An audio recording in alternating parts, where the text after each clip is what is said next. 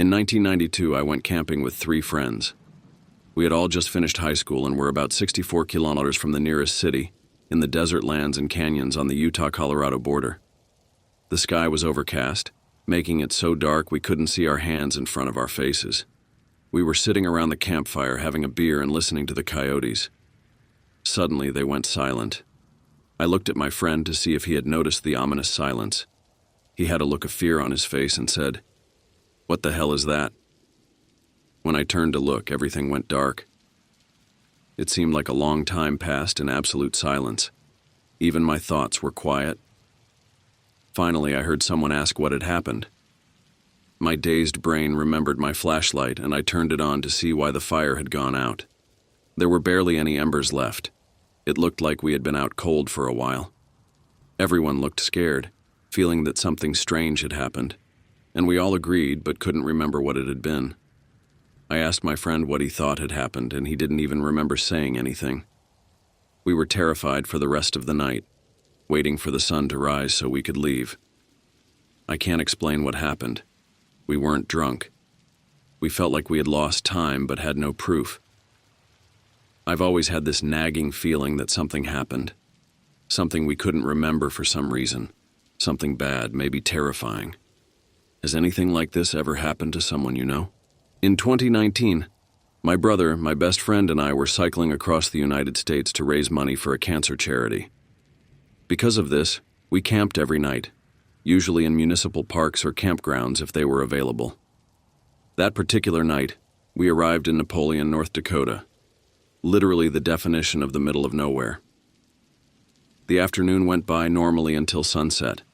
As I lay in my sleeping bag under a pavilion in the only park in town, I could hear faint radio static, almost like someone was changing channels, picking up snippets of songs and commercials.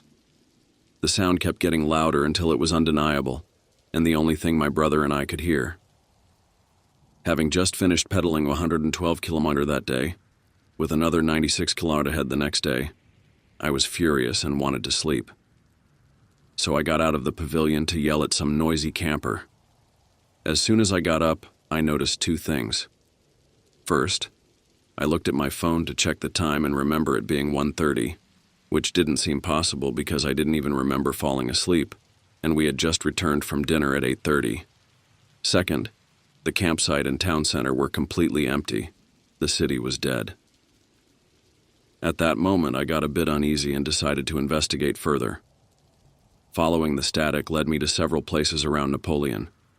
First, it took me to the water tower, then to Main Street, and finally to a large cornfield on the edge of town.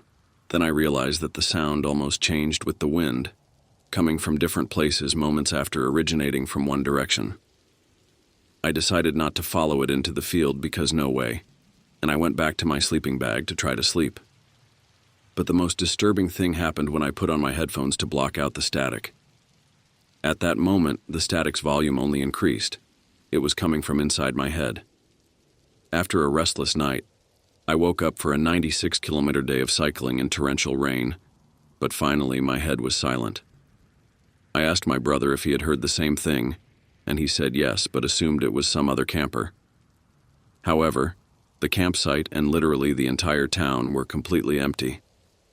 This isn't related to that morning, but I received news that my childhood dog had died, which led to my first experience with grief. It's probably unrelated, but certainly an interesting and creepy story. My wife Carmen and I own a farm in Buckinghawa where we mainly grow corn. This happened in August 2018 on a slightly rainy night. Carmen and I have spent our entire lives farming. It's really all we know. Of course, farm life in Iowa means lots of space and very few people. Our nearest neighbors, Jorge and Carlos, were each about half a mile away in opposite directions. They were also farmers, and there wasn't much else to do around here. It's easy to become friends with your neighbors. We often invited Jorge and Carlos and their wives over, and vice versa. On this otherwise normal night, we had Jorge and his wife over for drinks. We all got pretty drunk while playing board games, and they left around 11 p.m. Fortunately, their house was just a 30-second straight line away. We continued drinking wine while watching one of our favorite movies. We started to feel tired, and were definitely feeling the effects of the wine. We were probably going to fall asleep on the sofa cuddled up when there was a knock at the front door. A knock at that hour was unusual. In fact, it had never happened before. But along with the knocks, we thought we could hear a voice saying something. I turned down the volume of the TV and waited for it to happen again. About 20 seconds later, another set of knocks on the door, followed by a muffled voice saying, "We need help." I was about to get up and open the door when Carmen grabbed my arm and looked at me. She grimaced and shook her head. I whispered, "I'm just going to ask who it is." She replied, "We shouldn't let them know we're home, but they probably already know we are." I approached the door and asked, "Who is it?" The voice on the other side said through the door, "Oh, thank God, can you open? We're lost." I asked, "Who are you?" The voice replied, "My wife and I." I retorted, "Can your wife say something?" There was silence for a few seconds, then I said, "Did you hear me?" The same voice replied, "Yes, but she's not beside me right now." It was at that moment I started to feel alarm bells ringing, and I realized the voice sounded a bit strange, like a man trying to make his voice sound a bit higher. I laughed and said, "You're Jorge, aren't you?" Jorge is a big joker, and being drunk, it wouldn't be unusual for him to do something like this. The voice replied, "Yes," now with a slightly deeper voice. I almost felt relief, thinking it really was Jorge, but I still didn't want to open the door without confirming. Someone knocking on your door here, late at night, saying they're lost. It's not something that happens, it's not normal, and it's an immediate cause for alarm. I told them through the door, "Prove it. What's the name of your wife?" An unknown voice now replied, "That's a trick question." My smile disappeared. I went to fetch my phone and called Jorge. Carmen watched the whole situation and suggested we should call the police. I told her to wait. The phone rang 3 times before Jorge answered. I immediately asked him, "Are you at my front door right now?" He replied, "No, why?" I told him there was someone at our front door trying to trick me into opening it. He said he'd come over quickly, and we hung up. Keep in mind we were all still drunk during this. There were more knocks at the door, and I shouted, "I have a shotgun waiting for you if you don't leave now." The voice replied, "We're just trying to use a phone, that's all we need."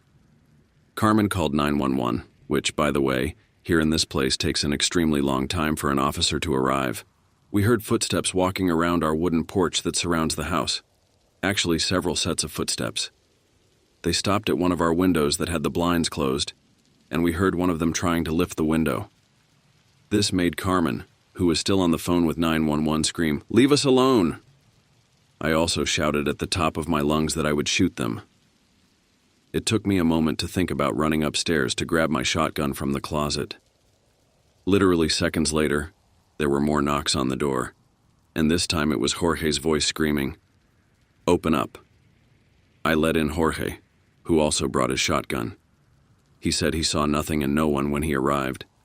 He stayed with us until a police officer came to the house, did a quick scan of the property with us, and then left. We took his advice and installed a camera at the front and back of the house, surprisingly something we had never thought of until this